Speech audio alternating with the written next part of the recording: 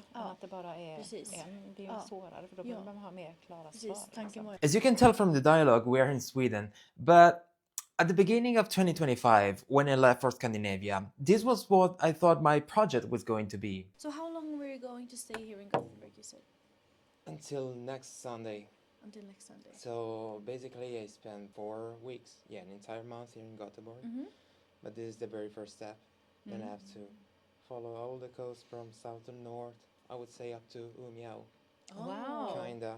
So it's spending 3.5 months in a country, and then move to go to Norway and replicate the same thing. So 3 months in another country. This is the method for analyzing each country in the European Union.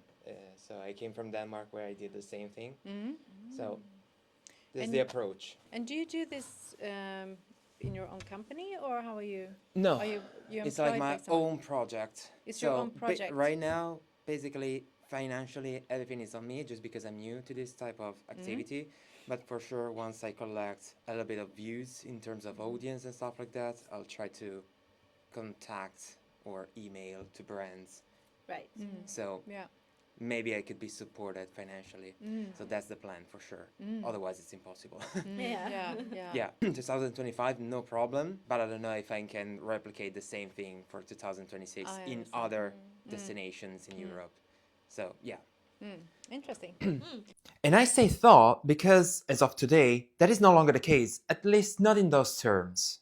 During the past year in Scandinavia, I've had the chance to touch on much deeper subjects, investigating the world of Swedish gang crime and the Norwegian oil and gas system. I've collected several interviews for each of these topics, and I'm currently working on creating dedicated mini-series for them. They will have a completely different style from what you see now. In short, it's a direction that much more closely aligns with what I have in mind for the serious, real-world investigations I want to conduct in the future. Something that is not online, not anywhere you would look. I want to operate with zero compromises. That means no brand deal, no sponsor, no agencies, no third parties, nothing.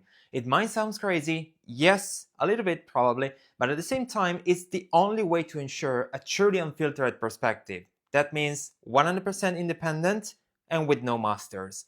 But for now, the only goal that I have is try to help anyone looking to move to Sweden to better understand the Swedish labor market. So I would say, starting from a very, very, very standard question.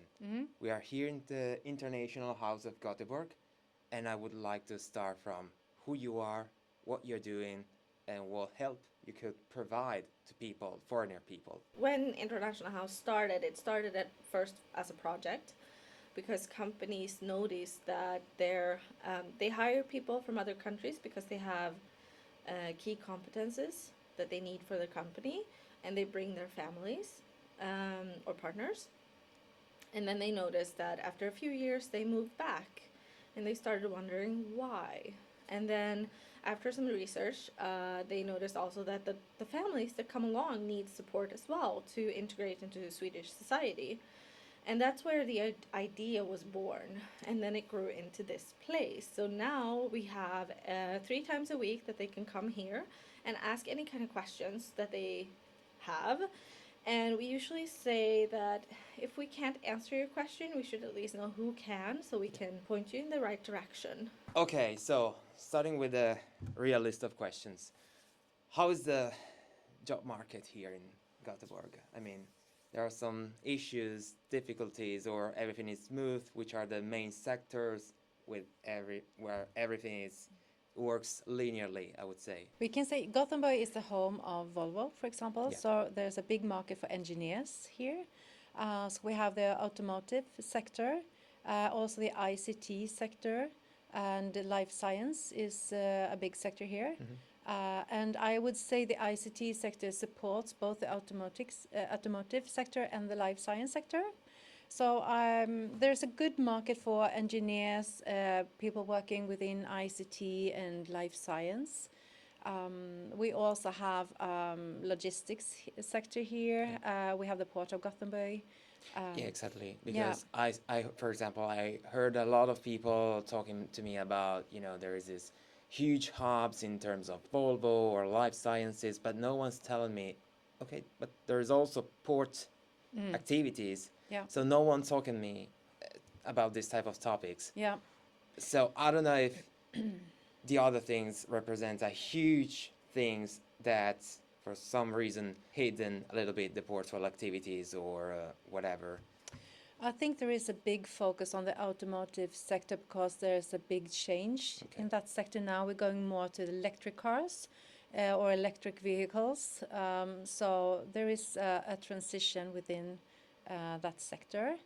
But still, the Port of Gothenburg is very important for not just Gothenburg, but for Sweden.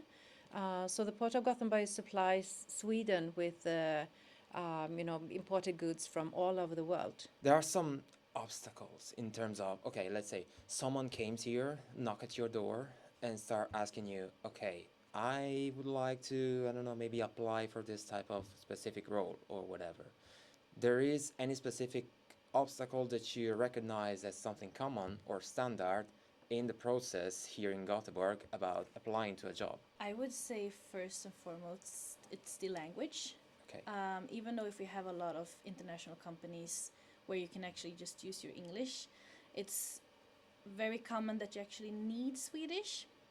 And Also also in corporate world or Well, it depends on how large the company is. For example, in Volvo, they have English in larger parts of it, and also in life science, there's.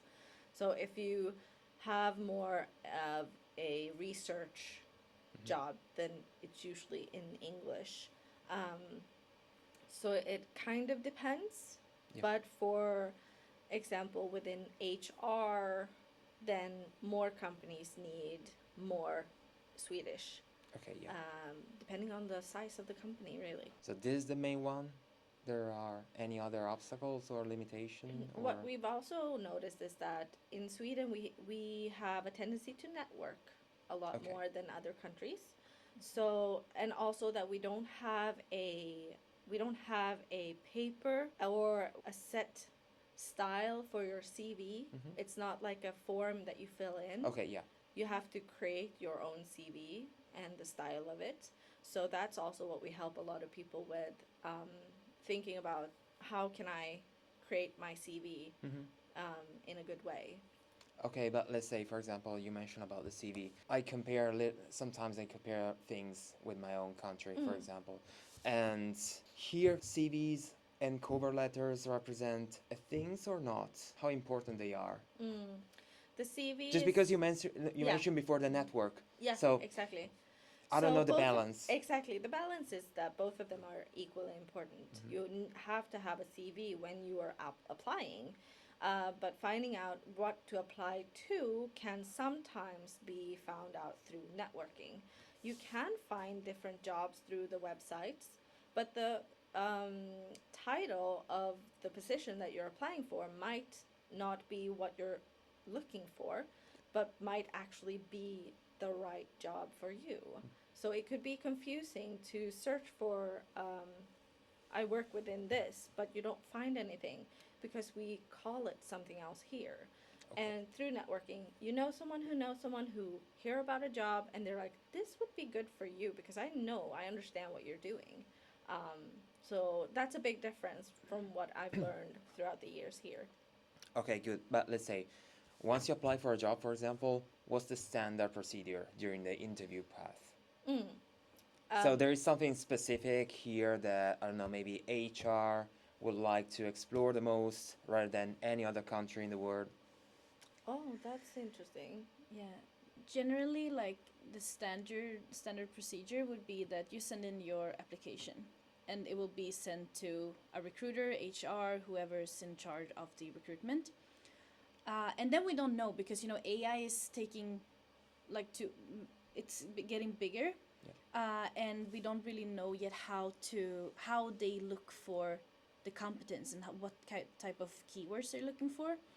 But so someone or a computer will look at your CV and they will scan it and feel like, okay, so is this a person that we want to hire or that we can send to the next, the next step? And then later they will look at the cover letter. And then after that, you will go to an interview And then like the interview procedure could be like 2 or 3 different types of interview. It could be an interview with the recruiter, interview with the manager, and then it could be like a group interview. So it's very different depending on what role you're applying to. Sure. And depending, so I heard that some engineers, mechanical engineers, will make like, they have a test where they have to make something. And then they will also look at the team building. How do you work as a team? Because being a team in Sweden is extremely important. So then they will have some type of group session where you will solve something as a team. And sometimes you also want the person that you want to hire to meet the team, to hear also because so the person who's applying for the job meets the team that works there. They just hang out for a bit, and then afterwards the recruiter will ask the team, what was your opinion? What did you, what's your, And there's also a lot of, we want to know who you are as a person, what drives you, what are your career goals, what are your values, those kind of things. And that's also something that I've noticed isn't as common in as many countries. Do you recognize some sort of obstacles for different type of international people based on their cultures? Yes, and I would actually say the trust, like in some countries they can be pretty aggressive, like you need to sell yourself. But here in Sweden we value trust and teamship a lot. So if you're not able to show that you can work in a team, that you're all by yourself, and that you're pretty aggressive, then it can be an obstacle. Then it could be that you're not getting the job because you have the competences that we need for the role, but since I don't know you, I don't trust you, then you wouldn't get the job. Let's say someone wants to come here in Sweden but has a different type of background in another country, specifically from non-EU country, let's say. How smoothly or hard is the, I would say, process of qualification recognition of their titles or their diplomas, bachelor's degrees, and stuff like that? The qualification process is same for everyone, no matter if you're from a European country, EU country, or outside of EU. We have this one website that is for recognition of your foreign qualifications. You send in your application. This application can take some time, but it's the same for everyone. But there are some cases, for example, where if someone take the master degrees in another country outside of Europe, it could happen that there is a gap, and so he or she has to fulfill everything in terms of maybe take some other courses to be aligned with the Swedish legislation. Well, that can happen, but getting your papers recognized will be one part, and after the recognition process, that's when we can see if, depending on like your line of work here, what do you need to do. So for example, for doctors, they have to get their legitimation certificate here, and they have to have a specific level of Swedish. So for them, for example, it's like, okay, yes, we see you're a doctor, we approve that you are a doctor,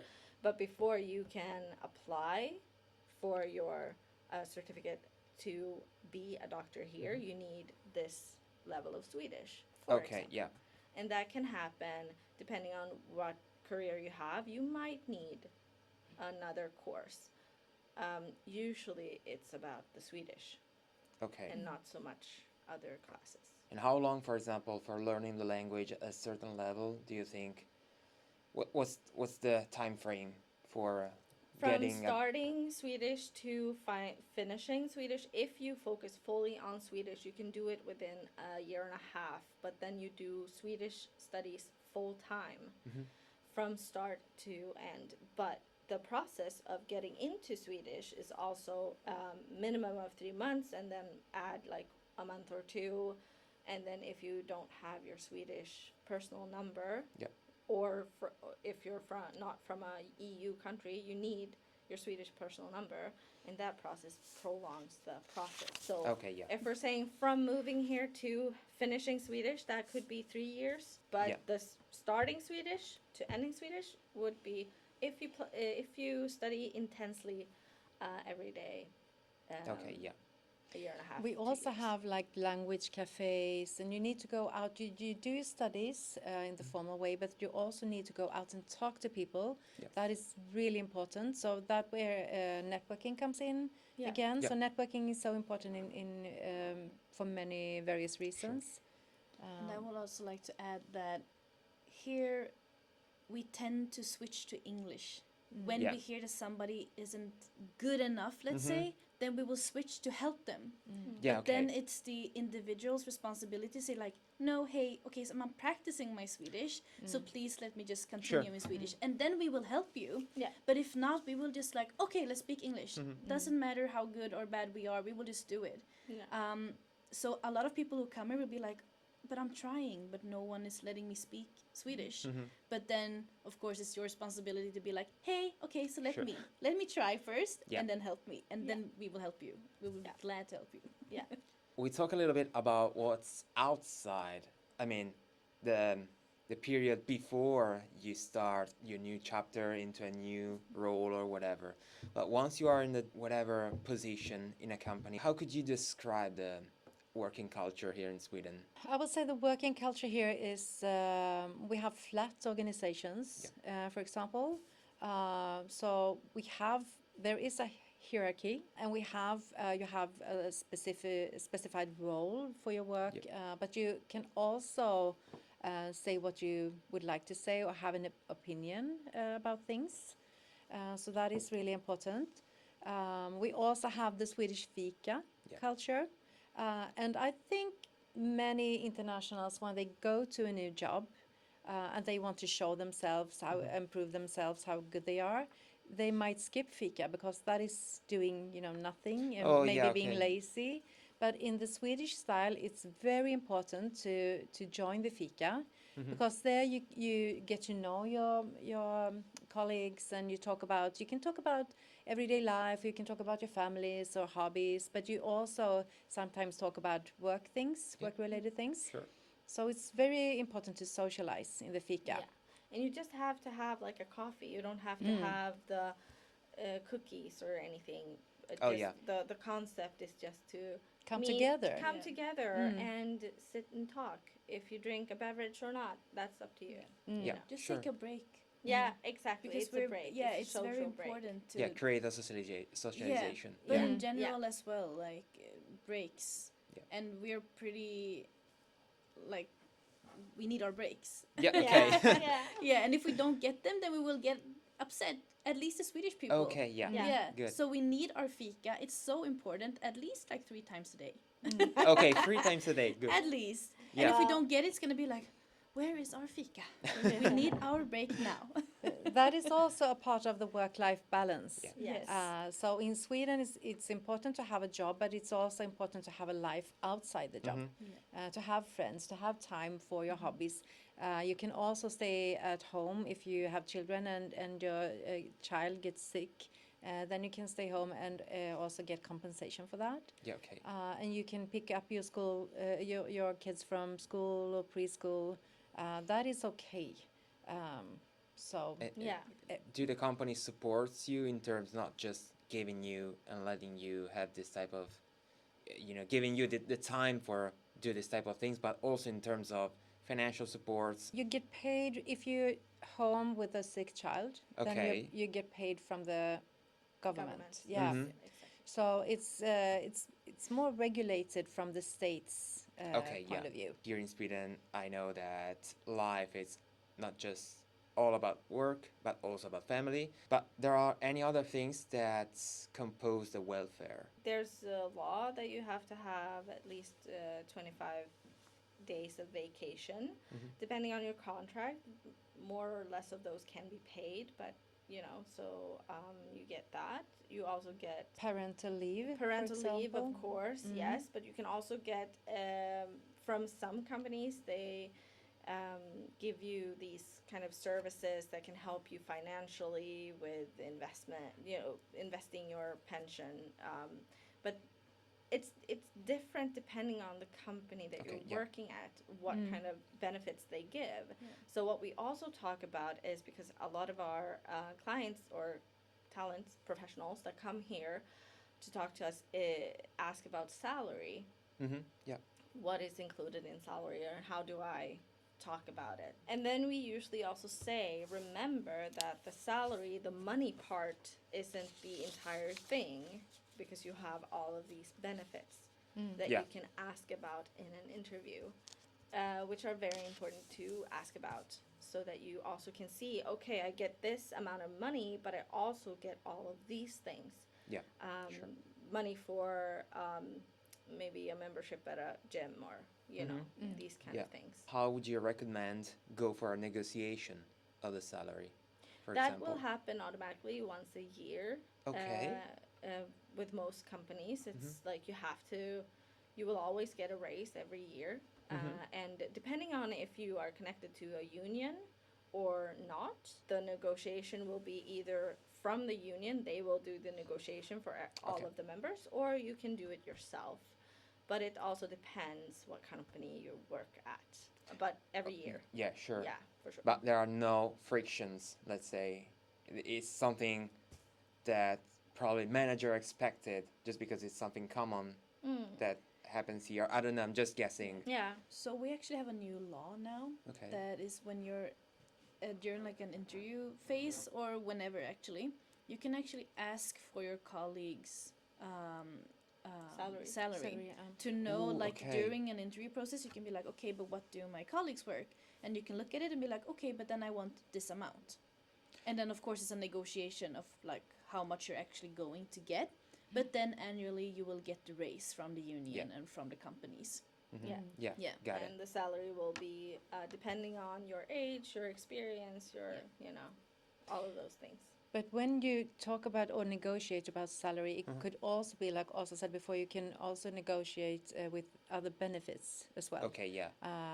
And that could also be like flexible working hours or flexible working places, working from home, or Yeah, exactly. For example, how frequent it is that here you go for a remote that depends job on or depends on the company. I Okay. think. Yeah. And but there is your no assignment. I mean, for example, somewhere in Italy, we are seeing this type of trends where companies start to call the employees back at their office.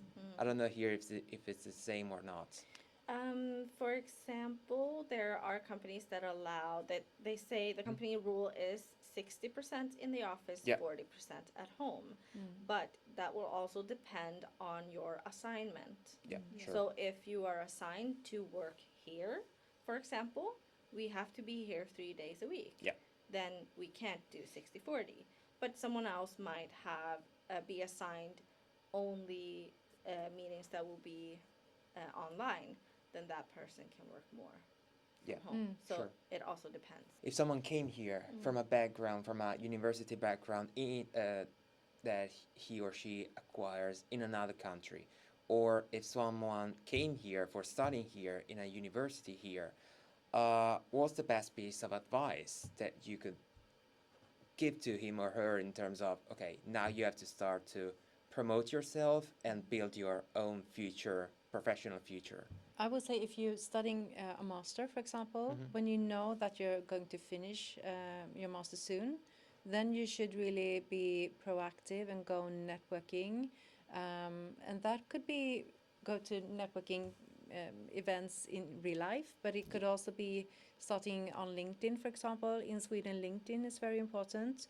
So you create network on your LinkedIn as well, reaching out to people. I think it's even more important to network, to connect with the right people, maybe get a mentor.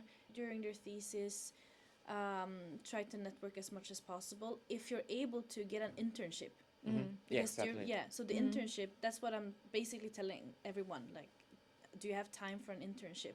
Because then you will start to network and you will grow your network, and you will also start getting contacts. And even though if you can't stay, people will know you, and Yeah. people might recommend you for the next position or for another company. But how easy it is to get this type of internship here? I mean, you just start to apply and everything works smoothly, or That very much depends on if you're studying at a university and they have internships included in the program, of course Okay, it's going yeah. to be easy. If they don't have it included in the program, it is going to be more difficult. Then I would suggest volunteering, doing volunteer work instead of interning. Well, what do you mean, for example, let's say if you can provide an example of volunteering, what could be?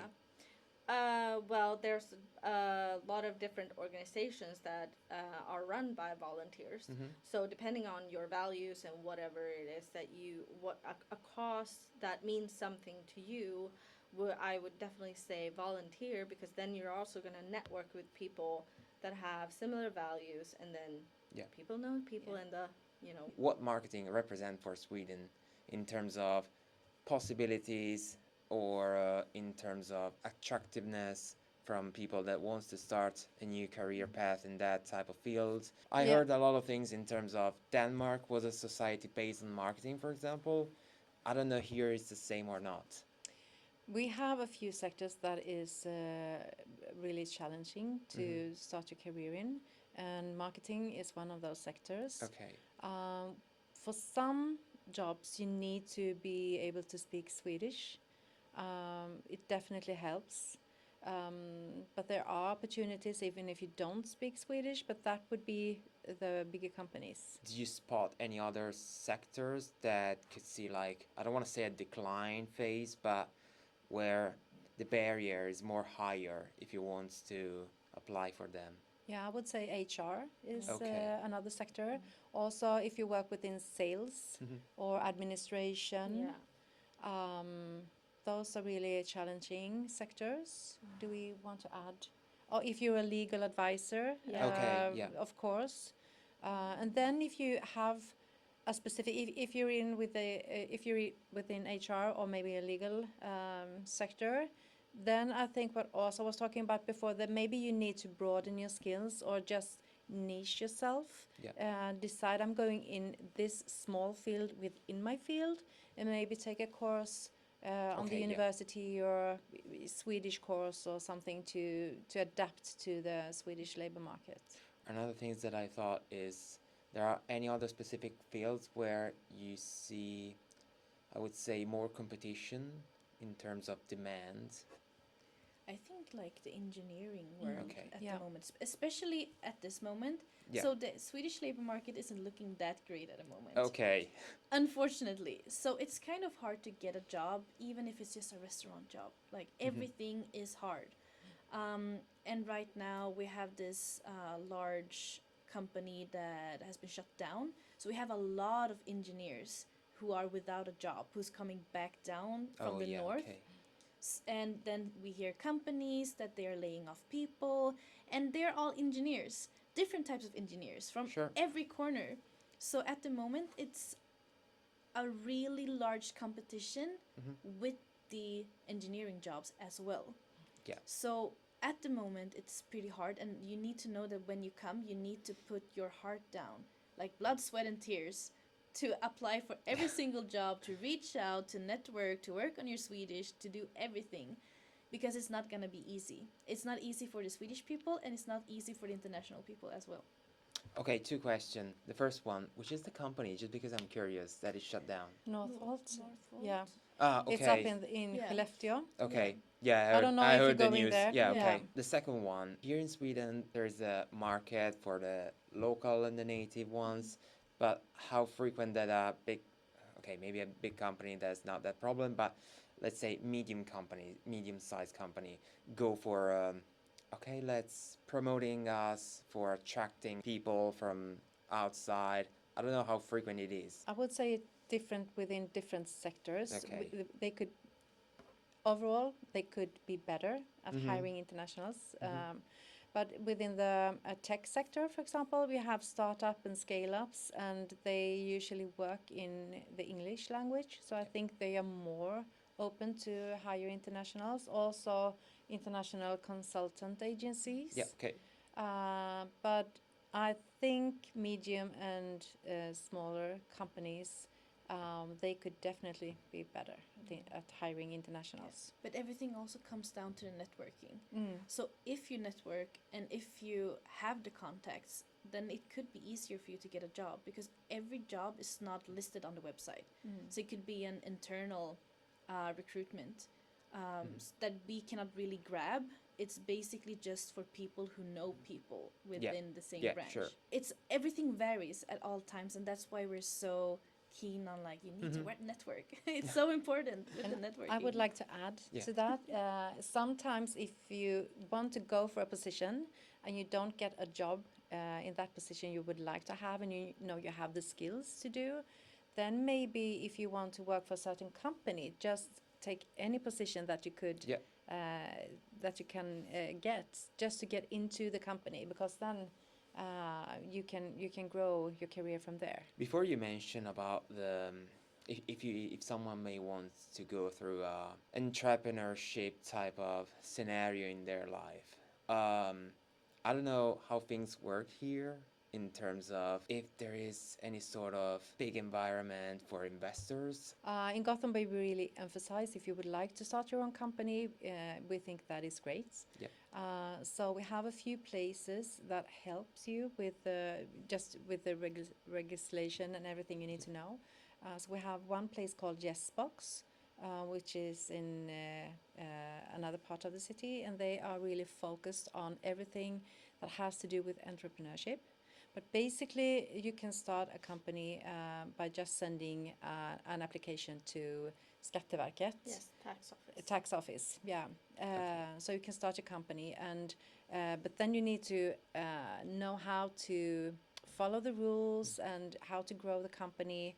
And then we also have, apart from Yesbox, we also have something called the Yard, because we want startups, tech companies to start here and be able to grow. And that is also facilitated where you can go and have maybe just one person in the beginning, and you can have like an office space for one person, but then you start growing and you can hire people, and then you can grow within the Yard and meet equals who also are entrepreneurs within tech, for example, or we have many co-workers spaces here in Gothenburg as well. Because you need to meet people. Whatever you're doing, you need to meet people and find people who can, work with you or help you or help you grow in different ways. Just because you mentioned before some sort of physical places or website that you should go through, I don't know if it's possible to go through, let's say, guidelines, or you have to follow this type of step 1, 2, 3, 4 if you want to move here in I would say Gothenburg, or definitely in Sweden in general, to follow a linear path and avoid mistakes as much as possible. First, I think you should, when you come here, you should register with the Swedish tax agency and to get a personal number. Also get an ID card, so you can just being you're someone in the Swedish system. And then you open a bank account, so you have a place, you need to have a place to stay, so you have an address where you can register, so you can open a bank account. And for example, each one of these first steps that you have to follow, how long does it take? It depends. It really depends. Some people can get their personal number within a week or two, whereas some need to wait for 6 months or So, but if you don't have your personal number, you can have a coordination number. So you will have some kind of, and getting a bank account can also be easier or tougher depending on what you need to use your bank account for. So if you're getting hired, obviously it's easier to get a bank account. But if you are here, not have a job yet, then a lot of banks might say no because you don't have a contract for a job. So it could be a struggle as well. Some banks are more open to internationals starting a bank account without the contract, but most of them want some kind of reassurance that you will stay here and the reason why you need the bank account, for Yeah. example. I think it's also important to register to Försäkringskassan, the Swedish social insurance agency. Yeah. That is where you get support if you're home with your child or if you're on sick leave or something like that. So that is important. And it's also important to know about the Swedish healthcare. Then we have 1177. Yeah. Okay. That is a website where you can go and see where you can get healthcare if you need it. Yeah. And as we've already mentioned before, but it is really good to start learning Swedish and start that process as soon as you can.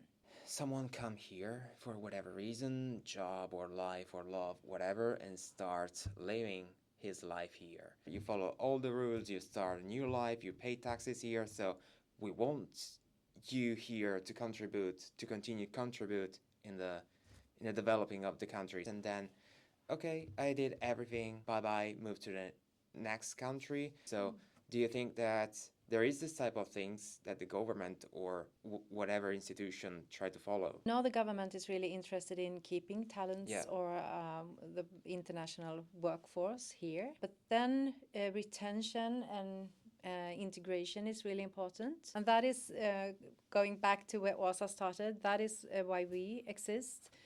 Because if you come here as a family and only one person, you come here because one person in the family gets a job. And then you have an accompanying partner, for example, and that partner is also well educated and left their career behind.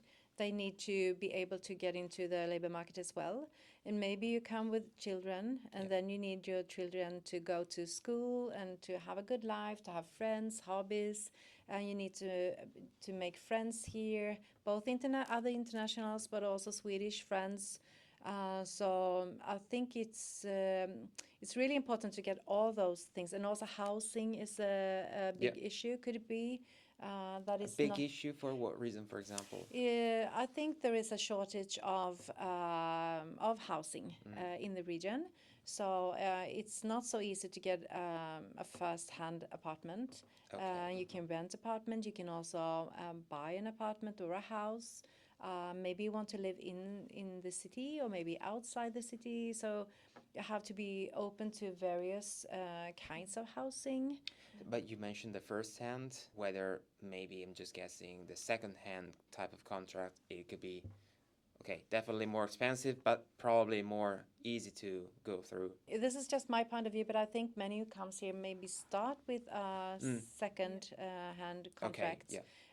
And it means that maybe you have an apartment for a year or maybe 6 months, then you have to find another apartment. Yeah. So it's really valuable to get your first hand. And then you also need to be sure to look at like the pricing, because some secondhand will be like extremely expensive. Yeah, I know. I've heard of a man who paid 21,000 for a one-room apartment a month. Wow. And it's crazy, and that's basically illegal. And no one supports you?